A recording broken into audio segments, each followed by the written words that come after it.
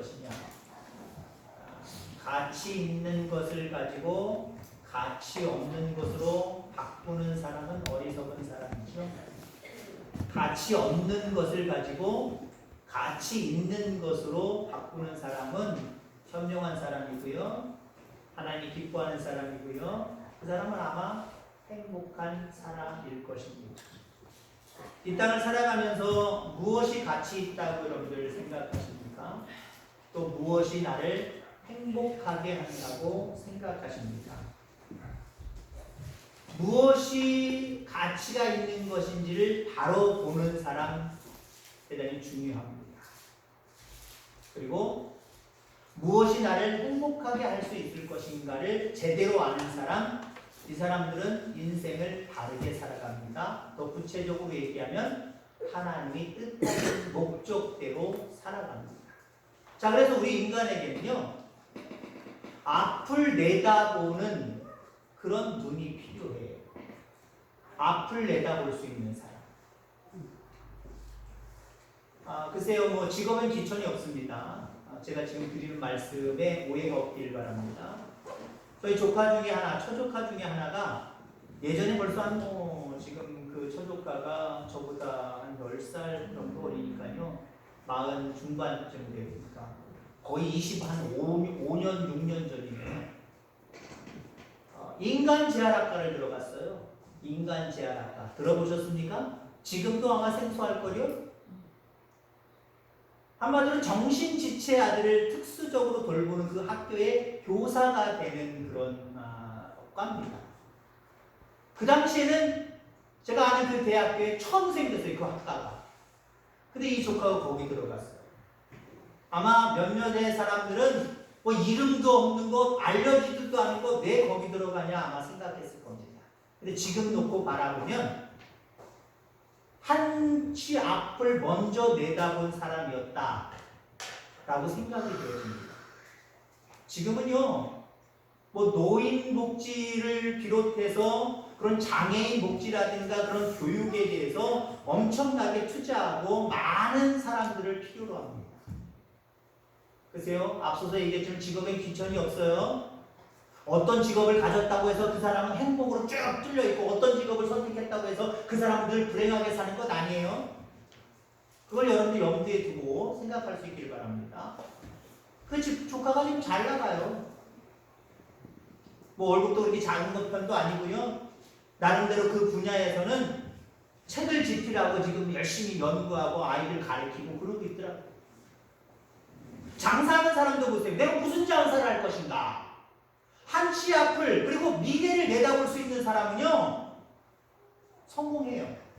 근데요 한치 앞을 그리고 미래를 내다보지 못하고 어떤 사람이 어떤 거를 직업을 갖고 어떤 직종을 하면서 사업을 했더니 잘 됐대. 나도 그거 할래.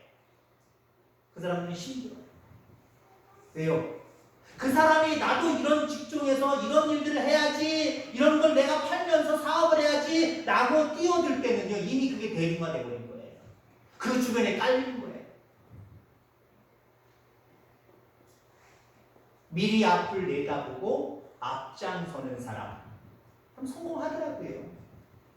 물질적으로 바라보면 뭔가 물질적으로 크게 성공하더라고요. 물론 그게 우리 인생의 본질적인 성공은 아닙니다. 본질적인 행복은 아닙니다. 어찌됐든 간에 우리가 앞을 내다보는 사람과 그렇지 못한 사람을 제가 이야기하다 보니까 이렇게 말씀을 드리는 거예요. 우리 그리스도인들, 여러분들 연배에 지금 연로하신 젊은 사람들도 있지만 연로하신 여러분들, 앞을 내다보긴 뭘 내다봐. 그냥 하루하루 살아가는 거지. 있는 그대로 가지고 살아가는 거지 뭘 지금 와서 뭐 필요하다고 구하고 뭐 어떻게 하면 되겠다라고 하는 어떤 앞을 내다보는 게 뭐가 그렇게 중요해? 중요합니다. 왜요?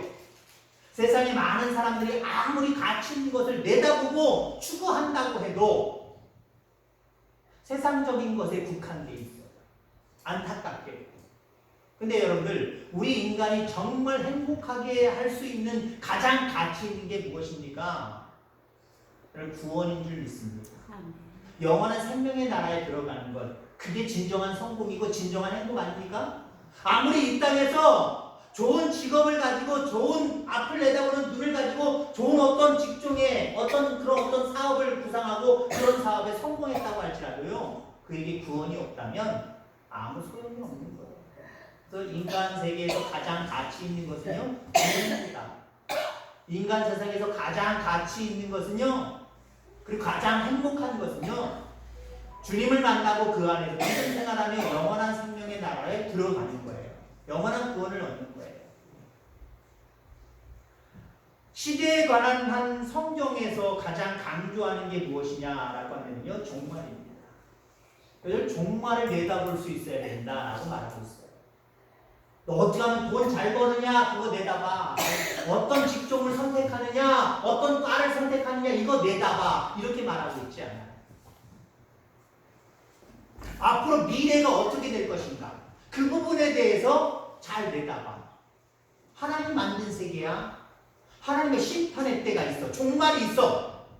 이걸 내다보는 사람은요. 오늘을 꾸준하게 오늘을 열심으로 최선을 다해서 살아가게 되어 있습니다. 물론 찬송가에는 복음성에는 이런 복음성이 있습니다. 내일 일은 난 몰라요. 하루하루 살아요. 뭐 내일 필요 있어. 오늘 하루하루 살아. 이 가사는요.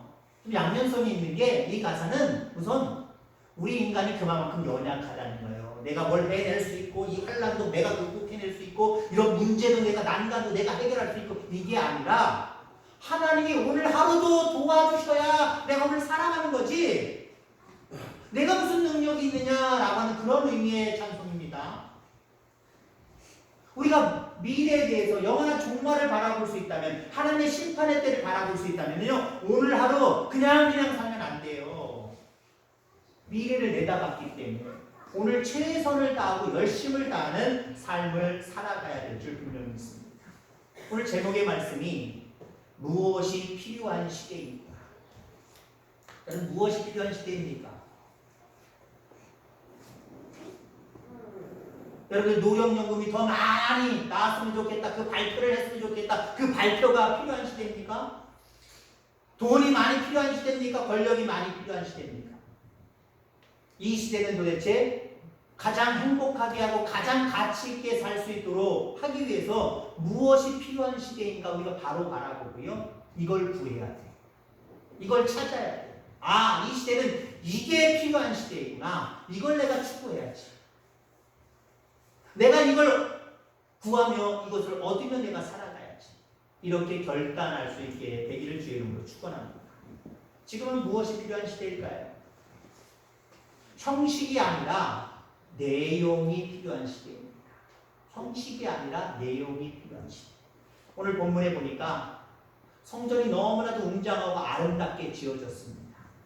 그것을 지을 때에는 많은 사람들의 공격이 있었겠지요. 헌금이 있었겠고요. 노력이 있었겠고요. 열심히 있었겠고요. 땀이 있었겠고요. 때로는 그거 짓느냐고 하다가 죽었던 사람들도 있을 거예요. 다쳐서 죽었던 사람도 있을 겁니다. 또 어떤 사람이 예수님께 이 성전을 보십시오. 아마 거기에 큰 공을 세운 사람이겠지요. 저 돌들을 보세요. 저 아름다움을 보세요. 저 밑에를 보세요. 저 위에를 보세요. 저 옆을 보세요. 얼마나 웅장하고 얼마나 아름답습니까? 우리가 얼마나 노력을 다하고 최선을 다했는데요. 정말 아름답죠, 예수님? 정말 웅장하죠, 예수님? 그럼 거기에 대해서 예수님은 무슨 대답을 하셔야 될까요? 야, 대단하다. 참 아름답네. 참 웅장하네. 고생 많았다. 야, 한번 들어가 볼까? 그러셔야 되잖아요. 근데 여기에 대고 예수님이 저주 아닌 저주의 말씀을 하십니다. 너희 보는 이것들이 날이 이르면 돌 하나도 돌 위에 남지 않냐고 다 무너뜨리우리라. 그 웅장해? 그거 아름다워? 너희들 공력이 많이 들어갔어?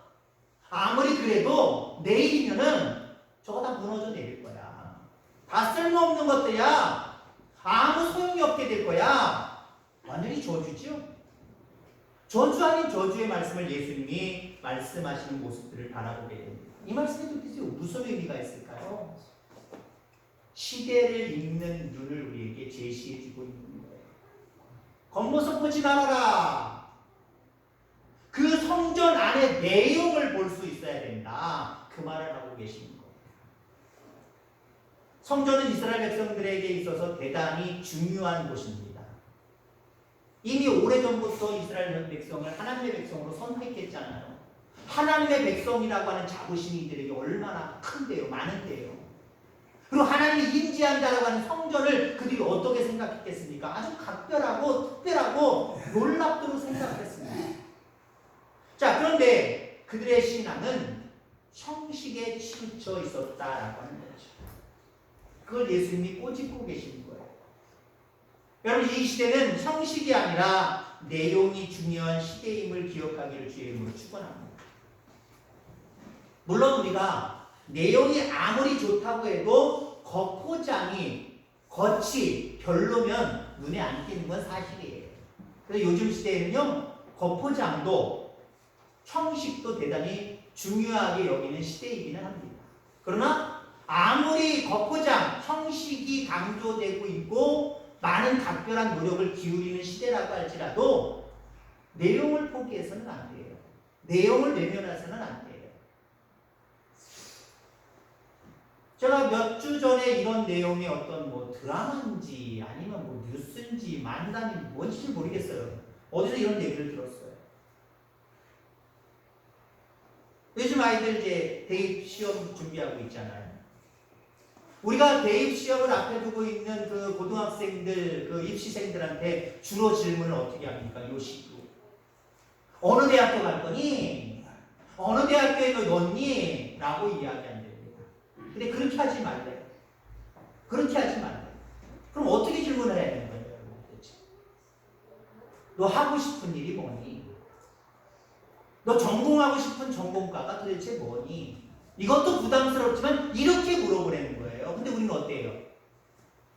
이 아이가 선언하고 하나님이 주신 달란트가 어디에 있는지 이건 생각도 안 하고 명패, 형식이죠. 겉모양. 어느 대학교 다니느냐, 어느 대학교 들어가느냐, 그걸 이야기하고 있습니다. 무슨 일 하세요? 그 일을 행복하게 감당하면 귀천이 없는 거예요. 하나님이 주신 직업이고 하나님이 주신 달란트면 그 귀천이 없는 거예요. 근데 우리는 보통 어때요? 자꾸 겉모습을 물어봐요. 포장을 물어봐요. 형식을 물어봐요. 어느 대학교 갔냐는 거예요. 아버님 그런 질문하지 마시기 바랍니까? 뭐 전공하고 싶니? 앞으로 커서 뭐가 될래? 차라리 이렇게 질문하려는 거예요. 왜? 하나님은 우리 각자를 목적한 대로 이 세상에 존재하게 하기 때문에 그렇습니다. 그런 모습이라고 한다면 이 세상에 필요 없는 사람은 한 사람도 없어요. 어떤 분야에 있든지 모두가 필요한 사람들이다라고 하는 거죠. 자, 어찌됐든 간에 세상에 많은 사람들은 형식도 중요하게 여겨요. 포장도 중요하게 여겨요. 물론 세상적인 관점으로 바라보면 이거 우리가 무시할 수 없어요. 여러분들 마트에 가서 무엇을 사려고 할 때 포장 달려있으면 좋잖아요.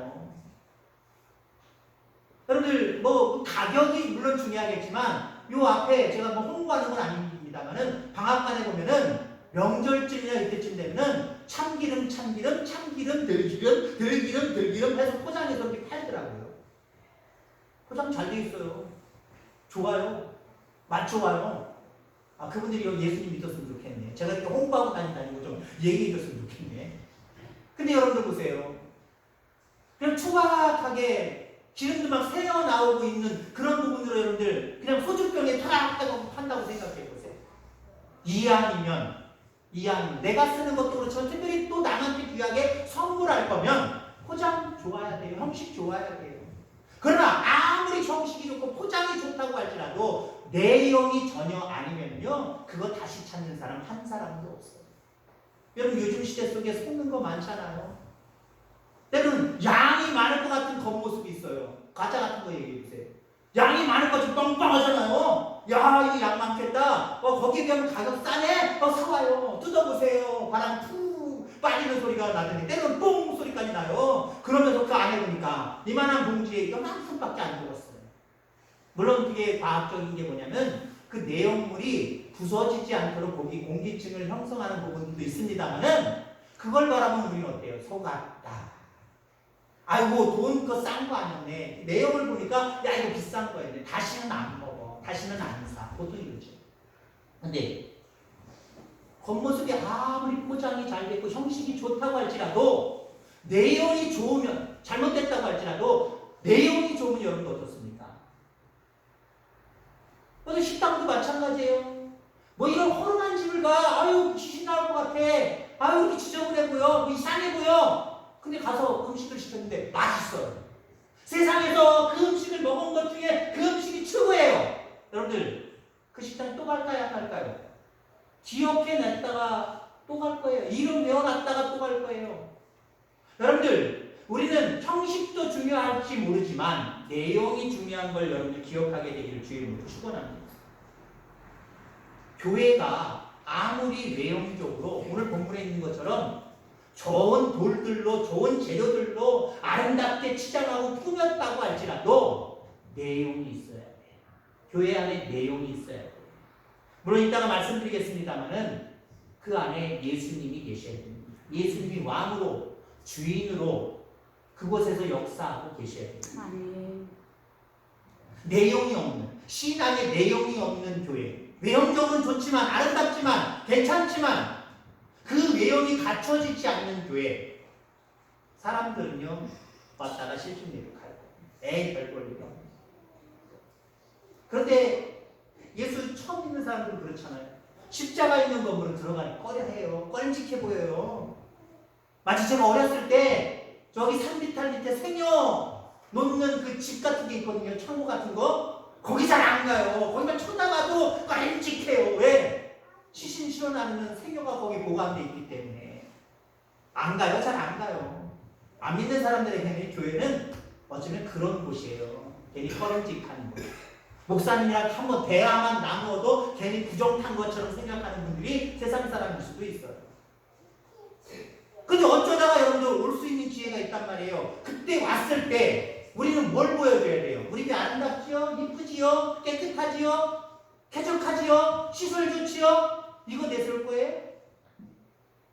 아, 돈 주고 나가면은요, 좋은 데 많아요. 우리 교회 카페도 있어요. 카페 얼마나 좋은데요? 좋지요? 아니요, 5,000원, 6,000원, 7,000원만 내서 시간만 투자하면요, 저 바닷가에 으리으리한 아주 멋있는 커피숍 많아요. 왜 거기 가죠? 왜 여기 와요? 우리 교회에 키즈홀 있어요. 기졸 정말 좋지요? 괜찮지요? 아니요. 요즘 아이들 5,000원, 만원 뭐 이렇게 주면은요, 노는 시설 얼마나 세상에 많은데 이것보다 훨씬 커요. 시설 더 좋은 거 많아요. 우리 천장이 낮단 말이에요. 천장도 높아서 2층, 3층으로 줄 타고 올라가고 거미줄처럼 올라갔다 내려갔다 미끄럼 타고 내려오고 얼마나 좋은데요. 여기 뭐가 좋겠습니까? 근데 내용이 있어야죠. 내용. 믿음의 내용이 있어야지. 뭔가 다르다. 이 사람은 뭔가 다르다. 이 교회는 뭔가 다르다. 뭔가 내용이 보여져야죠. 그 내용은요, 여기 왔을 때 느끼는 거예요. 느껴야 되는 거예요. 그러면 그 사람들 기억 속에 다음에 또 와야지. 이게 박히기 시작하는 거예요. 근데 아무리 교회가 외형적으로 뭐 거치장이 형식이 아무리 좋다고 할지라도요, 내용이 없으면요, 다시는 안 와. 또 오라 그러면 내가 또 오나 봐라. 에이, 진짜 안 올 거다. 이런 인식밖에 없는 거예요. 내용을 갖출 수 있는 저와 여러분들 다 되기를 주의 이름으로 축원합니다. 자, 그 다음에 이 시대는 무엇이 필요한 시대인가? 앞서 제가 답을 얘기했죠. 예수 그리스도입니다. 더 구체적으로 얘기하면 예수 그리스도의 이름이 필요한 시대다라고 볼 수가 있어요. 신앙의 내용면에 있어서 가장 중요한 것은 바로 예수님입니다. 예수님의 이름입니다. 이 교회가 형식은 지루하고요, 내용을 갖춰야 되는데 어떤 내용이요? 예수님의 자녀라는 것, 예수님의 사람이라는 것, 예수님의 이름을 강력하게 믿고 의지하고 살아간다는 것, 그걸 보여줘야 되는 것. 이걸 보여줄 수 있는 저와 여러분들 되기를 주의 이름으로 축원합니다. 물론 요즘 절에서도요, 예수님의 이름이 있어요. 조금 있으면 한 11월 말 때쯤 되면 이제 성탄줄이 꾸미기 시작할 겁니다. 늦으면 12월 초에 꾸미기 시작할 거고요. 어디서 꾸미죠? 관공서에서 꾸미고, 교회에서 꾸미고, 또 어디서 꾸미는지 아십니까? 절에서도 꾸며요. 예수님의 탄생을 축하합니다. 절에서도 예수님의 이름이 나온다니까요. 근데 여러분 그들 심령 속에 정말 예수 믿나요? 예수님의 이름을 정말 믿는 믿음이 있나요? 없어요. 겉으로만 그냥 우리는 모든 사람을 존중해주고 모든 종교를 포용하는 그런 넓은 종교야. 넓은 사람들이야. 그러니까 우리한테도 와. 우리한테만 와. 그거 포기하는 거예요. 결국은요. 그들에게 진짜 예수님의 이름은 없어요. 우리 신앙인들이 자주 쓰는 단어가 있죠. 믿습니다. 믿습니다. 근데 진짜 예수님의 이름이 그 속에 있어야 돼요. 그냥 내가 좋을 때로 이렇게 됐으면 좋겠는데 될 걸 난 확신해. 저 믿습니다. 주의 이름만 갖다 붙이지 마시기 바랍니다. 정말 예수님을 믿는, 예수님을 신뢰하는 그 믿음을 우리 속에 가지고 있어야 돼요. 그래야 하나님이 역사하시는 거예요. 그래야 주님이 역사한다는 사실 기억하게 되기를 주의 이름으로 축원합니다. 거짓 예수가 판치는 시대입니다. 오늘 본문에도 나와있죠? 내가 바로 메시아다 이러는 나서는 사람들이 있을 것이다. 믿지 말라고 이야기합니다. 거짓이라는 거예요. 잘못됐다는 거예요. 거짓 예수 또는 예수에 대한 잘못된 가르침이 너무나도 판을 치는 시대입니다. 모든 교회가 예수님의 이름을 가지고 있습니까? 신앙의 내용을 가지고 있습니까? 가지고 있는 것처럼 느끼지만 뭔가 잘못된 모습으로 잘못 가르치는 교회가 많다니까요. 이단들이 가지고 있는 교단 명패 중에 가장 많은 명패가 대한예수교 장로회입니다. 우리 교회는 얘기하는 거 아니에요. 왜요? 워낙 대한예수교 장로회가 크고 거대하기 때문에 대한예수교 장로회만 걸어놓고 거기에 이제 이름을 어떤 걸 붙이든지 그 이름만 붙여놓으면 사람들이 의심이 없다는 거예요. 이단들도 100개가 넘어가요. 훨씬 넘어가요. 근데 예수교 장로의 명파를 붙인 이단들이 거의 100개가 돼간다는 거예요. 거짓된 가르침. 예수의 이름은 없는데, 내용은 없는데 그 이름을 가지고 장난질을 하고 있는 세상에 많은 사람들을 보게 됩니다. 진정한 예수의 이름이 여러분들의 가슴팍에 심기에 새겨지게 되기를 주의 이름으로 축원합니다. 정말 이 믿음이 필요한 시대입니다. 그냥 주여 하는 그런 믿음이 아니라 정말 예수님의 이름이 내 심령 가운데 꽉 박혀서 오직 예수로만 사는 그런 믿음의 시대, 믿음의 삶, 이것이 우리에게 필요하다는 거지. 이렇게 살아갈 수 있는 저와 여러분들 다 되기를 주의 이름으로 축원합니다. 마지막으로 그럼 무엇이 필요한 시대인가? 믿음으로 인내해야 될 시대입니다. 믿음으로 인내해야 될 시대. 10절 이하에 보면은 종말의 징조들이 나옵니다. 종말의 징조들이 전쟁과 지진과 기근과 핍박. 오늘 장로님이 기도하실 때도 중동 지역에 전쟁을 들먹이셨고 또 이제 우리나라도 북한의 김정은이가 또라이 짓을 하면 갑자기 뭘 터뜨리거나 하면 큰일 나는 거예요. 이게 무서운 거예요, 이게. 그들이 우리보다 강해서, 야, 나만 별거 아니라요! 때려 부시자요! 하고 그냥 쏘는 게 아니라요. 또라이 짓을 하는 거예요, 또라이. 뭐가 강해요, 그들이요? 공식적으로 바라보면요, 한국의 군사력이 지금 세계의 손가락 안에 들어가는 군사력을 가지고 있잖아요. 전쟁이 일어나는 나라들마다 우리나라한테 무기 좀 주세요. 발발 비고 있어요. 그게 겉으로는 잘 안 나타날 수 있지만 싹싹 빌고 있다니까. 제발 우리나라에 무기 좀 줘. 그만큼 강력한 무기를 가지고 있는 나라. 군사력이 대단한 나라. 근데 여러분 북한이 그거 모르겠어요? 알아요. 근데요. 죄송한 표현이지만 김정은이가 또라이 짓을 하면요. 김정은 맞나요? 김정은이가 또라이 짓을 하면요. 뭔가 착각을 하고 뭔가 돌아버리면요 하나 눌러버리기 시작을 하면 이건 전쟁이 시작되는 거예요. 근데 여러분들 이 전쟁과 기근과 뭐 여러 가지 뭐 있습니다만은 핍박 이런 모든 것들이 말세의 징조라는 거예요. 당연한 거라는 거예요. 요즘 이 시대에 말세의 시대에 이렇게 일어나는 모든 현상들이 당연하다는 거죠. 근데 당연하지만 우리 인간은 어때요? 아프잖아요. 고통스럽잖아요. 큰 문제잖아요. 헤쳐나가야 되잖아요. 그럼 여러분 우선 우리에게는 인내가 필요하다라고 하는 겁니다.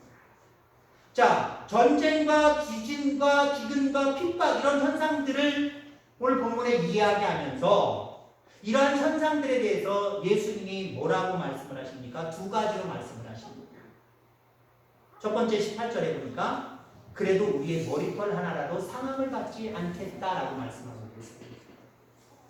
이런 어려운 상황들이 우리 앞에 놓여 있지만, 우리 앞에 닥쳐오지만, 그래도 염려하지 마라. 머리털 하나도 상함이 없도록 누가? 오성 목사가? 하나님, 내가 지켜줄 거야. 보호해 줄 거야. 아멘.